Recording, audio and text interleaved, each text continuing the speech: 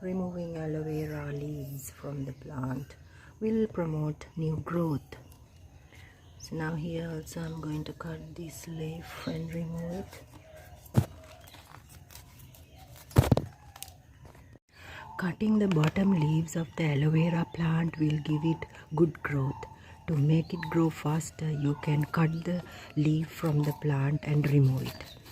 And at the same time you can use that leaf for aloe gel, and also you can, if you want, you can plant it again. So now here I have removed it from the plant. By removing it, you can promote new growth in the plant. This leaf I'm going to put back in the same pot and we'll see how it propagates. So I have put it back to the planter and we'll see the growth. I'll give you an update.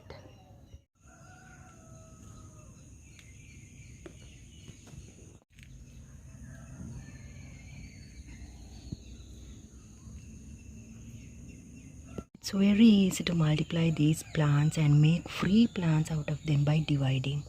This is a very simple method. See, here I got a free plant and here's another one in the pot.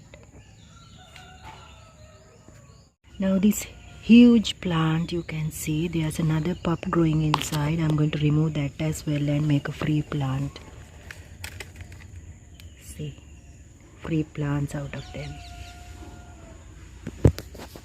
Many more free plants in this pot as well.